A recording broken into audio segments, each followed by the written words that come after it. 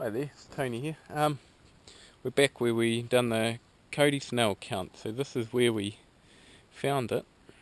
But yeah, with these videos I've been doing, this is how you've been seeing the bush.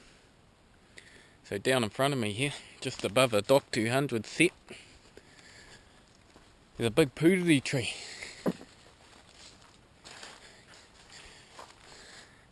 We're going to go up there and we're going to have a look at what it's like on top. There's a big massive tree. It's probably, it would be well over 100 years old. It's got Dock 200 set just below it, which is only about, not very old.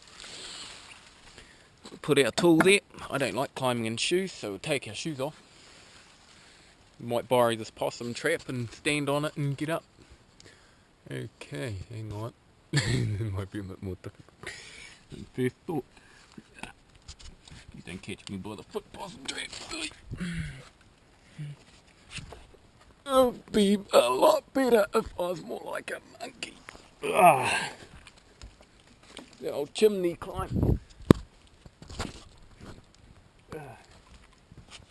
Oh man, I really need to buy something that holds a GoPro instead of my hand, because I'm holding it just straight in my hand. Ooh, almost fell down. Yeah, it's a pretty rotten old branch I was standing on, but being puriri, it's actually still very solid. So here, it's just high enough that we're above the Nico palms. With that big massive cabbage tree right there. A lot of our cabbage trees have died off now because there was a fungus that went around in the 90s. I think that fungus is still going around. So I try and avoid going to areas that has that fungus and bringing it back here. Same as our Cody trees, they're also got the Cody dieback disease. So if you ever visit those areas, it's really important that, not fall. Really important that you do the protocols and wash your feet and gear before you go to the next area, just to help us preserve our forests. Okay, so right now, what's this? 15 metres up. So the more I climb, the more I'm likely to die if I fall. Now, I'm only up here by myself. Okay, so now we're at the treetops. Yeah, these things here, these flexy looking things, really give me heebie-jeebies, because it's not unusual to see a big massive wasp nest hanging out the middle of it.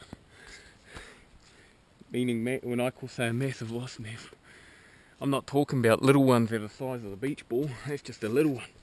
I'm talking about ones like the caravans, as big as a caravan. Now,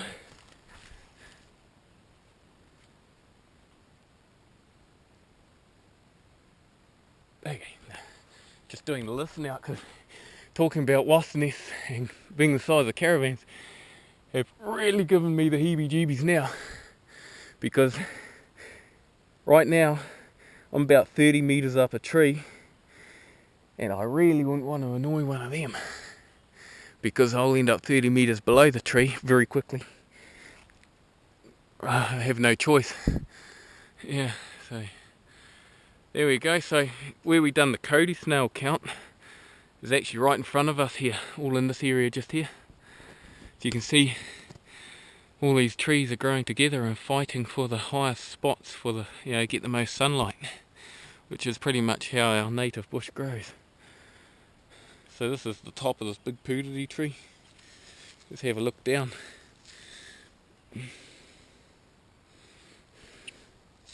So therefore,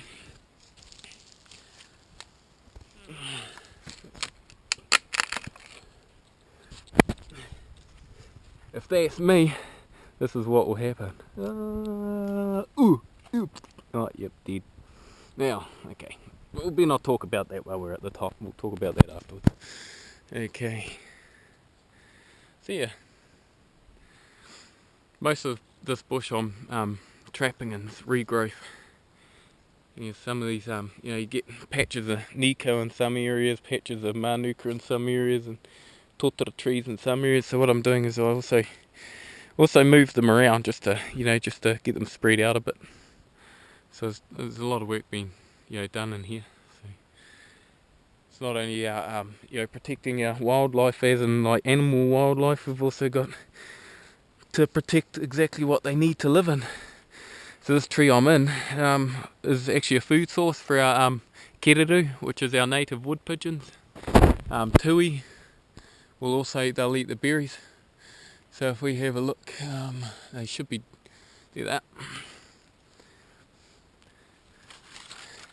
Now, a good thing that I like about these puriri trees is they're very solid trees.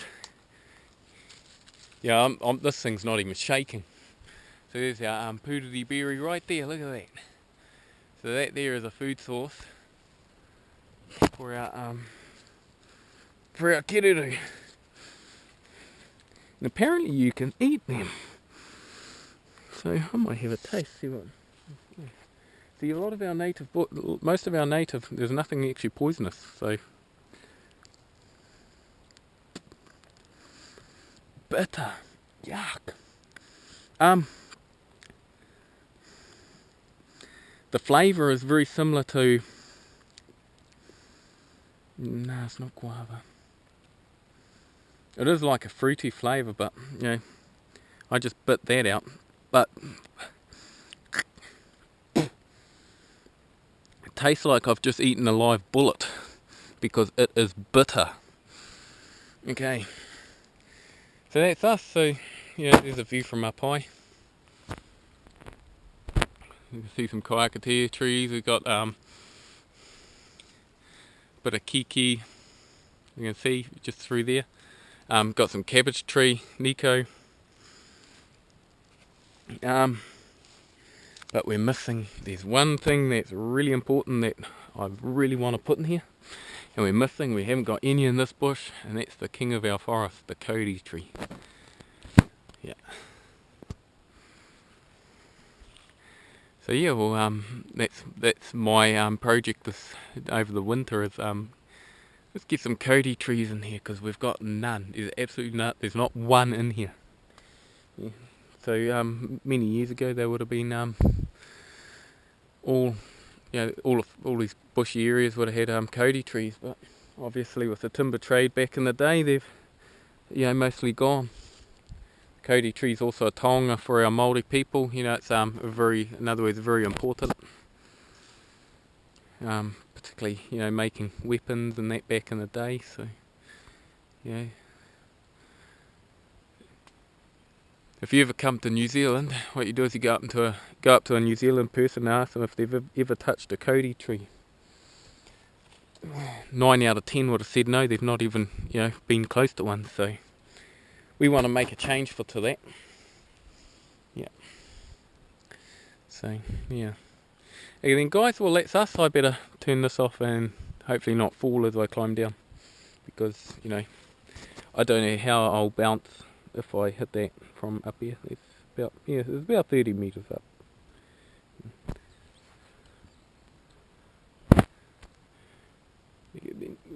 Wasp nest. Hope not. I'll see you guys.